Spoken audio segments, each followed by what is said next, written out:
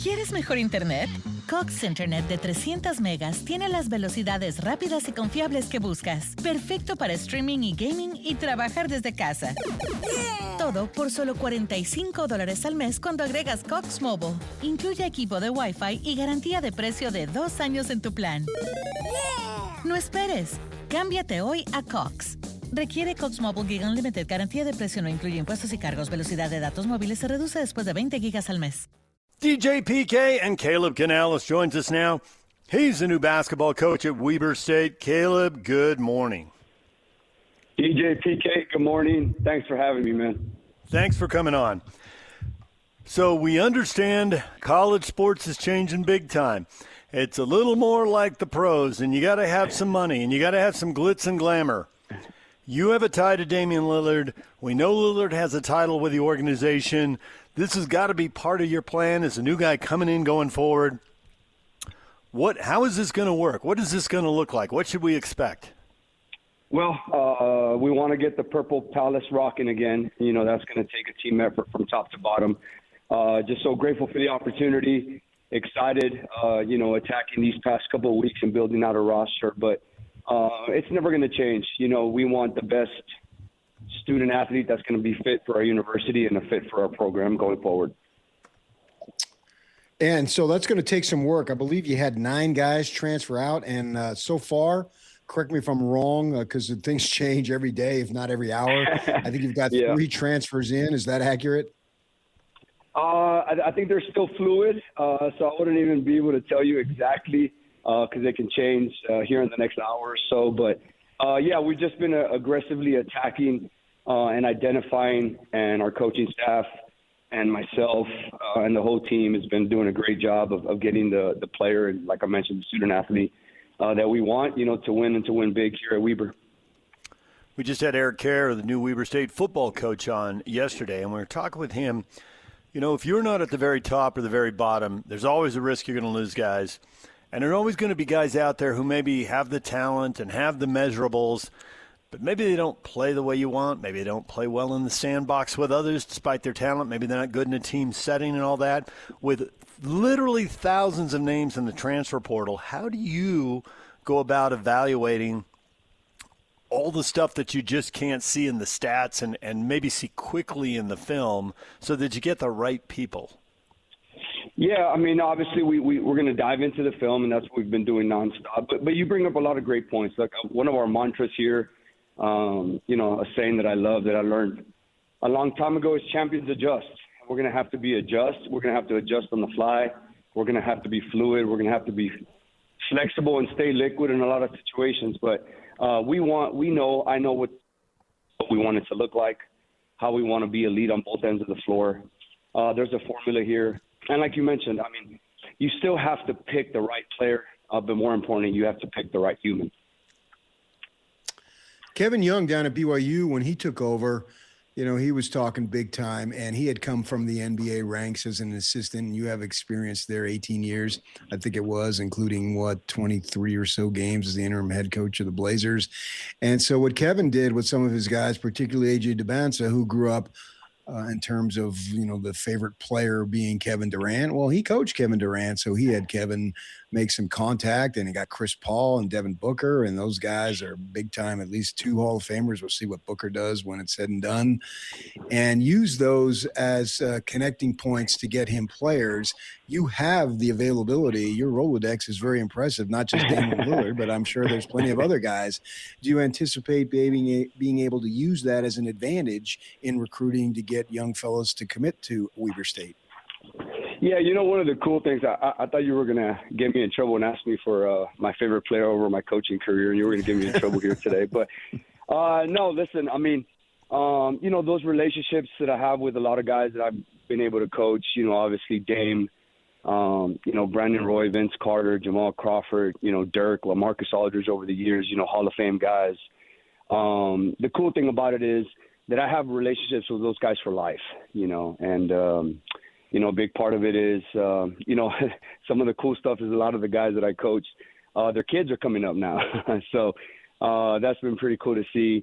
But, yeah, no, listen, I mean, life is about relationships, and obviously where we are in college basketball right now, is such a great level. Everybody's excited about it as it should be. Obviously coming out of a great Final Four, but it continues to get better. And like I said, I think the guys that I've coached, will be in communication for sure. How do you like to see your team play, or does that not matter? Are you the kind of guy who waits until you see the roster to decide how your team is going to play? Yeah, good question. I think the answer is always somewhere in the middle, right? Like, we have an identity, we have a style of play. We want to be attacking on both ends of the floor. And if you study the history of the game, the champions usually have a similar formula. You have to be elite on both ends of the floor. You just have to.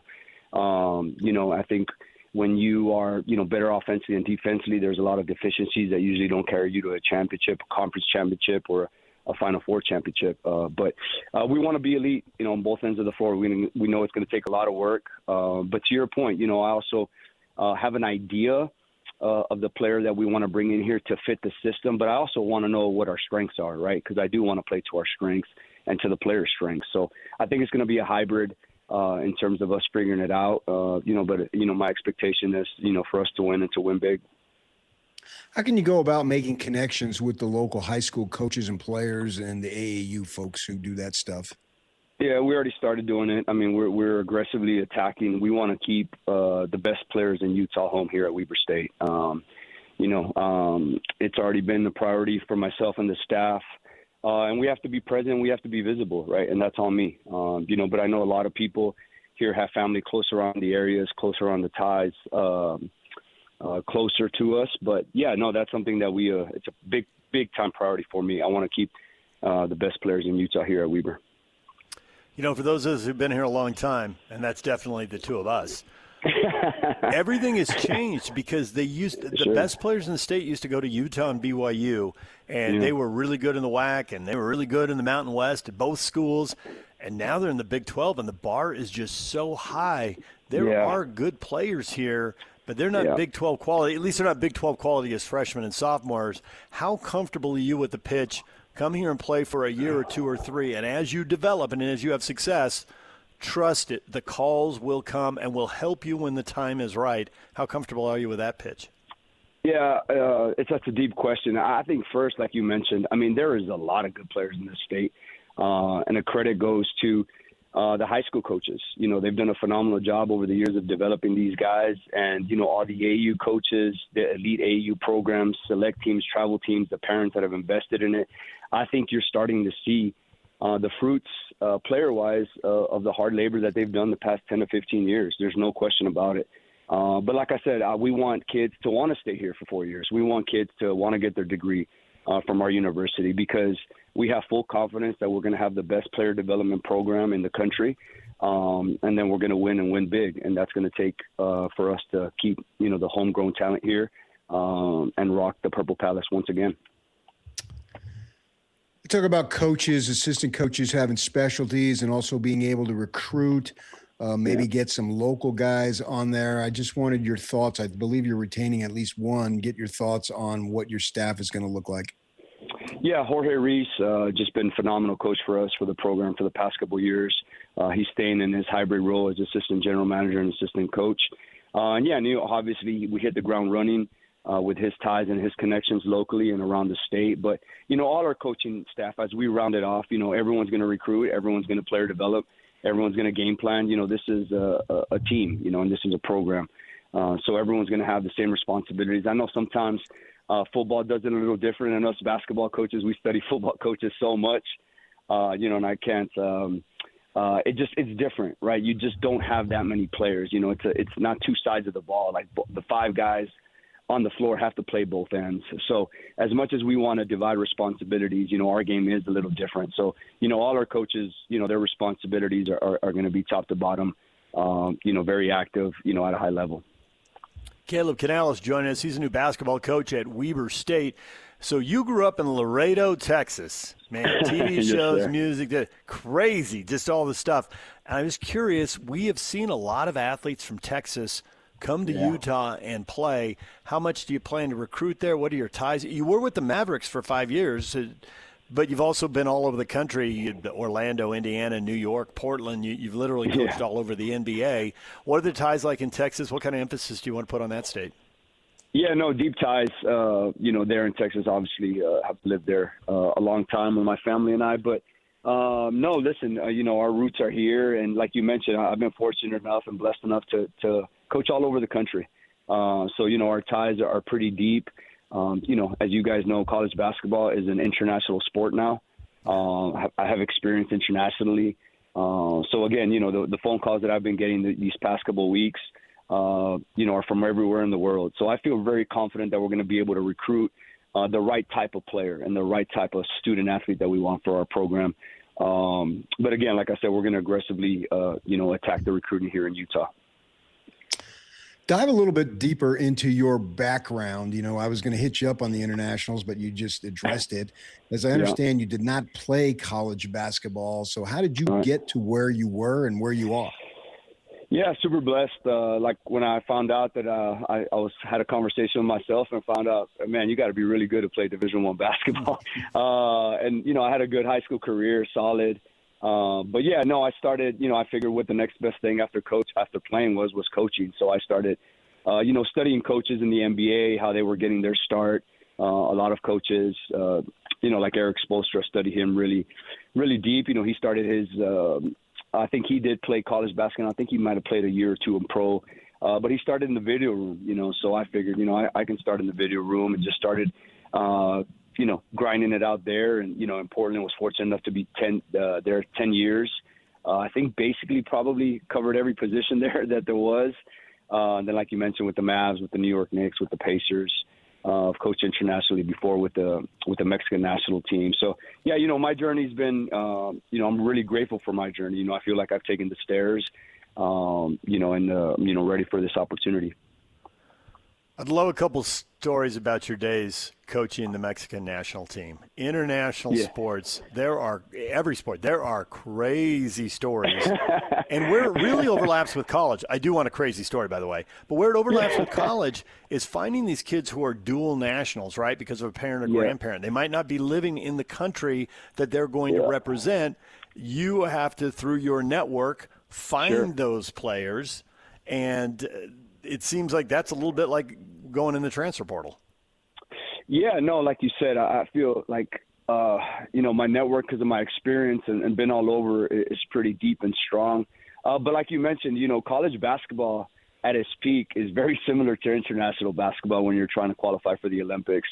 Like you mentioned, obviously played in a lot of cool, crazy places, man. It's intense. It's like an NBA playoff game, like an NCAA tournament. We just lost to Nebraska here a couple of weeks ago at Troy, and it was intense, man. You guys see it on the TV and you guys see it live, but every possession matters, right? And obviously in college basketball, very similar to international, there's not as many games as in the NBA, so I think every game takes a different level of intensity. We want to obviously in our program be ready for that. But, yeah, like you mentioned, the international piece connected to the college, there is a lot of similarities to it, no doubt. So you don't have any particular ties to Utah, but you have the tie to Damian Lillard, and probably 100 years from now, he's still going to be the most famous Weber State alumni basketball player. And I'm wondering how that came about, your interest, and how much I assume he had an involvement. Yeah, no, like you mentioned, Dame, I mean, obviously he was my rookie there in Portland when I was with the Blazers and we drafted him. I think the summer actually heading into the draft, I was the interim head coach because it was between Terry Stotts and I, the final two, and then they gave the job to Terry, and Chad Buchanan was our interim GM at the time before they hired Neil. But yeah, no, obviously, have had a deep relationship about Dame, and not only is Dame a Hall of Fame point guard, he's a Hall of Fame person. And his passion and his care for the program, is awesome. It's awesome to see. So yeah, no, I'm excited to be right next to him as we kind of grow this thing back to the top. I don't know if I think a lot of people in Ogden know, but I don't know if around the state they know how deep his ties run in Ogden and how meaningful that was to him at that point in his life. The people at the school, multiple people I've talked to, absolutely blown away when they found out that he was volunteering at the Boys and Girls Club and was way in deep. I mean, he was given a lot of time of himself. And they got a call from the Boys and Girls Club, and they're like, what? What are you talking about? We haven't set that up. And they're like, yeah, we know you didn't set it up. He was in here setting it up. And the way he connected with students, which is not an automatic, especially in this era, it was student government that set up a street party. They closed streets and opened theaters downtown, and his draft was, I mean, there were theaters packed, there were people, it was like a county fair with all these booths, and everything short of carnival rides. It was just amazing. It's such a deep tie, and that's why we started, like, how involved is he going to be? Because I don't think he's just going to be a name on a door and some guy who swoops in, 2 nights a year. It's going to be way more than that, but I don't know what it's going to look like because he's not retired yet either. Yeah, he's our general manager, and we're excited about that. But, the story you mentioned, like I mentioned, aside from the Hall of Fame player that he is and his career is going to continue to go, and hopefully he gets a championship that he deserves. But he is just one of one as a human, like you mentioned. I mean, he is just authentic and real person as it gets. And, like the stories you mentioned, that's who he is, and that's who he's always been. I still remember – and again, I won't bore you guys with the stories, but I remember his draft workout when he came in for his workout. And me and him started watching film together, and just how he took responsibility, how he was coachable. I think that's one of his secret sauces to this day, is that he is one of the most coachable superstars in the world. And I think, like you mentioned, this place, this city and this state, it means a lot to him. And, I'm excited to carry the tradition here at Weber. It's funny that it turns out that you're going to have a new football coach and basketball coach at the same time. Both of you are of the same age. He'll turn 47 this year. I believe you're already 47. And I've known him for about 20 years, speaking of Care, and he's as cocky as all get out. So I don't want to make sure that you take a backseat to him whatsoever. So go ahead and win the Big Sky in your first year and put him in his place, okay? That's gonna be my guy, man. We're gonna do it together. I'm excited. I'm excited about his program and his vision. And you guys know college sports, man. Like it's pretty cool when you can do it together as a university and as an athletic program. Obviously our athletic director Tim and our president Leslie Durham. We're all fired up and we're excited, and we know it starts with football. So we're going to be out there and supporting our coach and our team. Well, we appreciate a few minutes. Thanks for joining us. We look forward to you putting the roster together. It is just so interesting how people try to cobble the pieces of the puzzle together. Good luck with that, Caleb, and we'll look forward to talking to you again down the road. Okay, appreciate it. Love to have you guys out for a game anytime, but appreciate you guys. All right, there's Caleb Kanales. He is the head coach at Weber State as the Wildcats hit reset, and Damian Lillard is the GM. How will he help recruit players? And whenever he does retire, we'll see how he's coming back from a major injury here, but an injury that players are doing a much better job of coming back from than they did even 10 or 15 years ago. It seems like they're making a lot of progress. Yeah, he's a little older now, though, so we'll see how that plays out. And he's it's all about the horses in basketball. You've got to get the players. And we know they've had players. We can remember. I remember sitting in Taco Bell Arena, whatever it's called now, in Boise when they beat who was it? Oh, yeah, I think it was North Carolina, wasn't it? And of course it was. And the place in the press room was going nuts. Yeah. Because obviously that is the classic David and Goliath there. And if I remember, didn't Duke fans sell out Weber gear at the bookstore or something? Yes. Wasn't that the story? Yeah. And that was like the second time they'd done it in 5 years, because earlier they'd beaten Michigan State. Judd Heathcote was right at the end of his run. And that was a massive deal. And I think the year they beat Carolina, didn't they play Florida, I think, and lose in OT? Yeah, because Georgetown beat them the other time. And they played a bunch of big dogs and gone toe-to-toe. Iverson shot an air ball, and one of their big kids grabbed it and threw it into the buzzer to give Georgetown the win. I think Weber missed a free throw with like 10 seconds left or something. And Damian Lillard isn't the only pro that they've had, obviously. No, not at all. They've had a long line of good players. Players who've gone on to be good coaches. They've got a proud basketball history. You can go back to Phil Johnson was there. In those days. The world was a little bit different then, but I think Eddie Gill is Eddie Gill does the announcing for commentary for Indiana, the Pacers. Yeah, something like that. So if they can get the guys, then they have an opportunity to win. But it's not funny, funny, but it's sort of I don't know what the word would be, unique or what have you, that it's a new day for sports, the two big sports at Weber, with the two brand new coaches who one obviously won at an extremely high level at the high school level. And then you're getting someone at Weber State who's been in basketball for a long time, 18 years as an NBA assistant. That's impressive. DJ and PK, it's 97.5 the KSL Sports Zone. When we come back, the Mammoth playoff opponent is set. How do Utah and Vegas match up? They've only played 3 times, and 2 of the games were way back in November, so what do they really mean? We'll talk with Cole Bagley next. He covers the Utah Mammoth for KSL Sports. We'll see what he thinks about this matchup. Stay with us.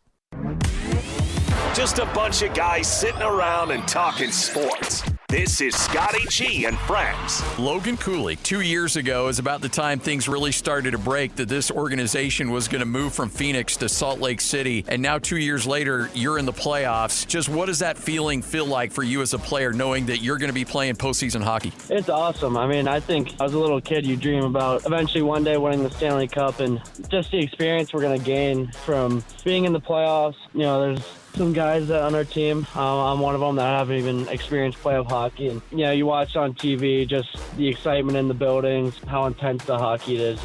I'm looking forward to it. It's going to be unbelievable. And I'm sure the fans are going to have the Delta Center rocking. And we can't honestly wait to, get started once playoffs start. It's going to be the most fun hockey that, I think I'm going to be a part of.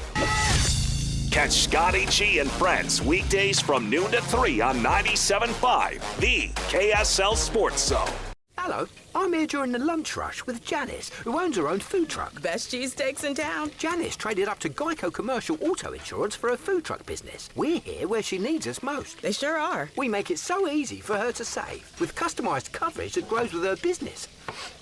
Sorry, I just get so emotional talking about saving folks money. Not this onion I'm chopping? It's just so beautiful. Oh, yeah, no, it's the onion. Get a commercial auto insurance quote today at geico.com and see how much you could save. It feels good to Geico. Slacker Radio Headlines brought to you by Trajan Wealth. Call Trajan Wealth today, your local trusted financial fiduciary. Call them at 801-210-6800 or visit their website at TrajanWealth.com. PK, we've talked about a lot of things this morning. Why don't we start off with greatness? Shohei Ohtani. Here I am. There's no way around it. Nice. There's no way around it. This guy's got multiple MVPs. He's hit 50 home runs. He's stolen 50 bases. He's done it in the same season. He's pitching. He's back to – I don't know if they're absolutely cutting him loose. It seems like 6 innings is it for him right now. And maybe that's just baseball in this era, or maybe we'll see him pitching a 7th or 8th down the road. But 3 starts, 18 innings, 7 hits, only 2 runs, only 1 of them earned. He's been sensational. He struck out 10 in 6 innings last night, 1 hit ball for 6 innings, beat the Mets, who've now dropped to 8 in a row. Shohei is crushing it, and he wants the Cy Young, and it looks like he's on track. The only question is he going to pitch enough? Yeah, you've established true greatness when it's almost like, oh, yeah, the stuff you just listed, ho-hum. Right. I know. And this is Fantasyland stat stuff. Nobody does this. It's ridiculous. Yeah. So Shohei, the GOAT. If he gets a Cy Young, how do you argue it? You'd just be sitting on 125, going on 130 years of baseball. Babe Ruth was awesome, and Mickey Mantle was awesome, and Willie Mays was awesome. But this guy's putting together a resume that no one comes close to. Yeah, with the pitching, especially if he gets a Cy. Yeah, I agree. Unreal. All right, we talked a little baseball. We talked a little golf with Mike Weir, who talked Champions Dinner with you. You love that conversation. Just on the balcony, with Jack, just catching up. Sweet. That sounds pretty good. Right. Your favorite part of that interview? What'd you like out of that? The whole thing. The text that we got afterward.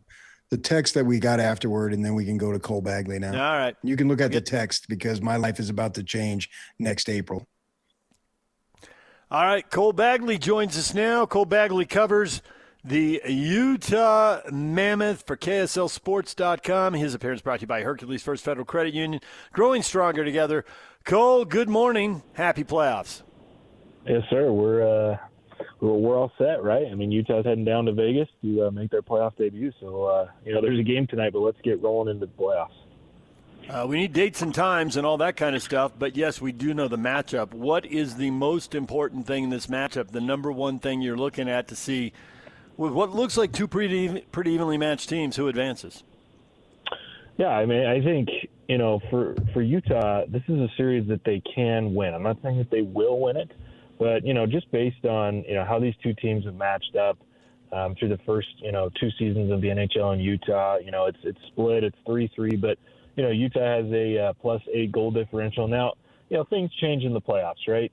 Utah is a very inexperienced team, while, Vegas is a very experienced team. However, there's a lot of other factors to consider here. I think that, Utah is very hungry. They're eager to prove themselves. They don't want to be done. They obviously accomplished their goal of getting into the playoffs, but that's just the first step. These guys are anxious to prove themselves, to kind of put the National Hockey League on notice, and I think that they have what it takes if they play their game the right way and on a consistent basis through this first round series. I think they could push Vegas, and there definitely is a world where Utah could advance. Vegas is an interesting team to try to study, and I've been trying to study them here as it looked like they were going to play and get a little bit more in depth. And it's crazy. They've gone through 3 goaltenders, and then with 8 games to go, you rarely see this. Now, I know maybe it's possibly a little bit more common in hockey. They make a change in coaching, and they haven't lost. I think they won the 7, and then they had a tie. So what do we make of Vegas with the coaching change and the 3 goaltenders, and maybe they're hot now? I'm trying to figure it all out. Yeah, Vegas is kind of just an unknown situation. I really don't know what to expect from them, just based off all the factors that you talked about. I mean, it's been a weird year, down in Vegas. They added Mitch Marner in the offseason, and I don't think that it had quite gone the way that they were anticipating. They didn't become this juggernaut of the Pacific. They barely, clinched the division. It came down to the last game of the season for them to accomplish that, and they needed a couple games to go their way. And, but like you mentioned, they made a coaching change, which, making a coaching change and then seeing results like this is something that is fairly common in the National Hockey League, but not when you have 8 games left and you're on a trajectory to be a top 3, seed in your division going into the playoffs. That's what kind of took people, off guard a little bit. Is they weren't playing bad. I just don't know that they were playing up to the level of the Vegas Golden Knights, and that's just kind of the style and the brand of that organization. Is it's a gold standard. It's in the name, right? And they expect the very best, and they expect to be competing for Stanley Cups year in and year out. So I think for Utah, they need to take this series very seriously. Obviously Vegas has kind of figured it out over the last 8 games. They have yet to lose under their new head coach. So no, it's definitely going to be a challenge. But like I said before, I like the way that Utah matches up here against the Golden Knights, and I think we're in for a very exciting series. People love to say, you're playing your best as the playoffs roll around. And it's really true with the Mammoth, who were basically a 500 team until the first of the year. They've won 2/3 of their games since then, and are winning about 75% of their games over the last 8, here into the playoffs. Why are they winning so much more? What have they figured out, and does it / will it translate to the playoffs? Yeah, I think that Utah has grown and matured, and I think that's really the reason that they've figured things out over the back half of the season. They're one of the best teams, since coming into the new calendar year, and you listed off how many games they've won and their percentages, and their power play is kind of humming right now. They've figured out how to be really effective. They went from, the worst power play in the National Hockey League to, I think, over the last, since coming back from the Olympic break, I think they're in the top 3 there, and they were second there for a while. So, for Utah, the reason that they started winning so many games is they matured in a way that they learned how to weather adversity. There were a lot of times where they went down earlier, they were trailing, or maybe a team, came back and, maybe they were up by 2 or 3 goals and suddenly it's a 1-goal game or a tie game. And Utah figured out how to get, kind of get past the finish line, how to put themselves over the top and win those games. Whereas a year ago as the Utah Hockey Club, they were infamous for blowing, fairly big leads or, losing a lot of 1-goal games. Whereas this year, we saw that towards the beginning of the season. Most of their losses were just 1-goal games. And, as the season went on and they matured and some of these younger guys started to continue to figure it out, like the Gunthers and the Coolies. And, I think when you take a step back, there's so many guys in bigger roles for this team than in their previous destinations or than they've ever played in their career. Clayton Keller is still learning how to be a captain in the National Hockey League. And Mikhail Sergachev is number one defenseman on the team, and that's not what his role was in Tampa Bay. And Nate Schmidt was more of a depth defenseman in Florida, and he comes here and now he's one of the anchors of the blue line, and he's got such a role in terms of being a veteran and a veteran leader. And so just as the year went on, I think everybody just started to kind of thrive and embrace their roles and figure it out. And like I said, the biggest thing that this team has learned is how to weather adversity. And that's going to be a huge deal in the playoffs because, momentum shifts are 10 times bigger, 10 times more intense in the playoffs. If you're a team that wants to make some noise, you got to be able to weather a storm. You have to be able to, defend your own zone for, lengthy, defensive zone possessions where, a team is just smothering you and they're peppering the goalie. You have to be able to, get through that and then go at the other end. Like that's just how playoff hockey is. And, I like that Utah has really started to figure out how to play that way in the regular season. And if they can continue to do that, to me, that is the biggest factor as to whether or not Utah can survive this series and make some noise and potentially win is, can they play a mature game as they've done, over the back half of the season? Special teams matter so much, and it's highlighted. I think that's what you're getting at as you're talking about the momentum changes and so forth. And you look at the power plays and then the penalty kills. I believe Vegas is in the top 7 or 8 in both in terms of scoring and preventing scoring. Do you think that is an advantage of Vegas, or how do you think that the Mammoth will stack up in that situation? Yeah, it definitely is. Winning playoff games comes down to just a handful of plays, right? It comes down to one mistake or one, big success. And, special teams become so critical in the playoffs. That's why Utah is going to need to do their best to avoid taking penalties. And then they're going to need to do their best as well to continue to play well as a special teams unit.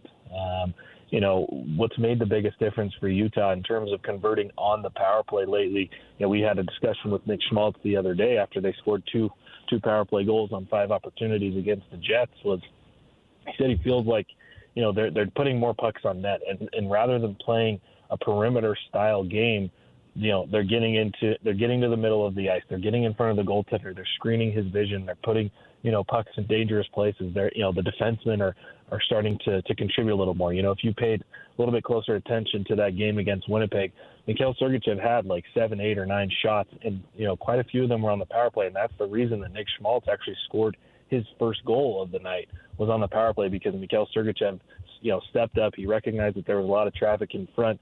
He put a well-placed shot on the goaltender, expecting that puck to come back out, and then Nick Schmaltz was able to tap it home. So, yeah, special teams are huge. Obviously, Vegas is a very good special teams unit on both ends of the ice. I think a lot of that just comes down to how experienced that team is, how many veteran leaders they have on that team. So for Utah, again, it's going to come down to maturity. Can they play their game at the highest level? And their power kill, kind of dropped off a little bit over the back half of the season. The power play started to rise, while the power kill started to drop off. But, I think what should give, some confidence to Mammoth fans is the fact that at one point the Mammoth power kill was, I think, 2nd or 3rd in the National Hockey League. So the potential is there to thrive in both scenarios and at both ends of the ice.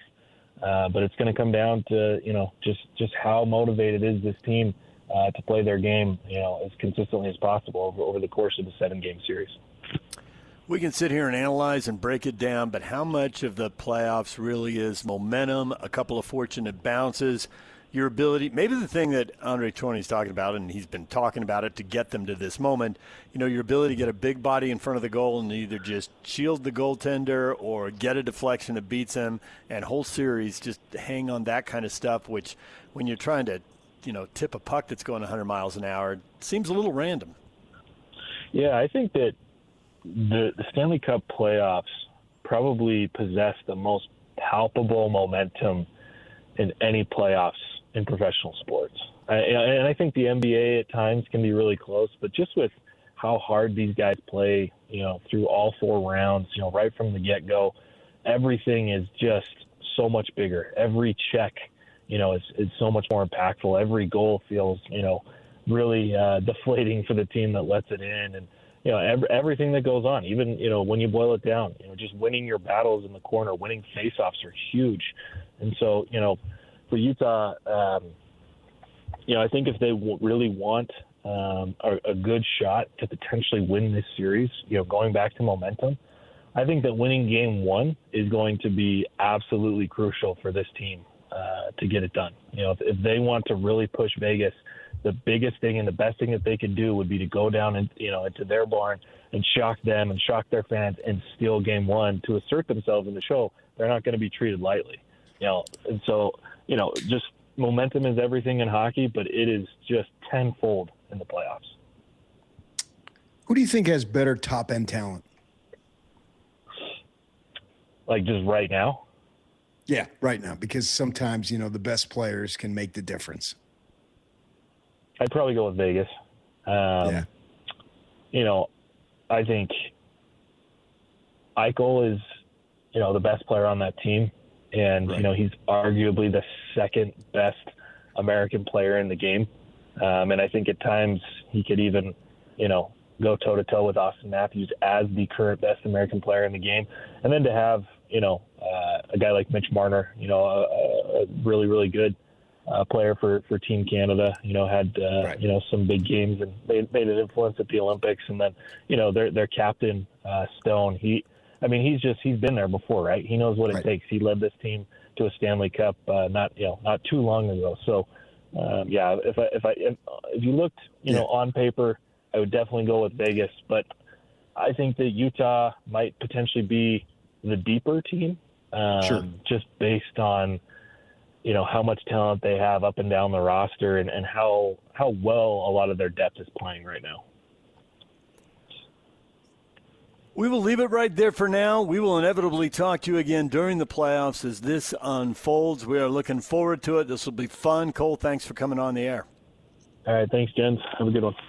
There's Cole Bagley, KSLSports.com. Follow him. He's got stuff up on YouTube. He's got stuff up on the website. All the hockey you could want. Cole's got it for you on KSL Sports and KSLSports.com. All right, PK, we got to take a break. When we come back, your feedback next. Stay with us. DJ and PK, it is time for your feedback. We've been talking. It's time you get a say. A lot of people weighing in on the question, what's BYU got to do now? Rob Wright returns, Jake Wallen commits. How you feeling about BYU basketball? And Landon, we need a big man, at least 2 more size. Agreed. Well, they literally don't have a center right now, so yeah, that's very prudent. And who comes off the bench right now, Jake? Right now? Yes, right? The starting center is probably Hadim Boop right now, so that would, I don't know. Yeah, right. Jake Wallen's your 4. Yeah. Go Cougs, get me a 7-footer, and I'm all in. That's what Go Cougs says. And that's funny because it used to have 7-footers at BYU seem like they grew on trees. Yeah, right? Scott says, it's a start. I don't like the signings, but they still need a couple of bigs, and they need more depth. Those are facts. Yeah, Yep. I mean, he's got time. Nick, this is great. We just need some true bigs, and we're good to go. Last thing you need is false bigs, yeah.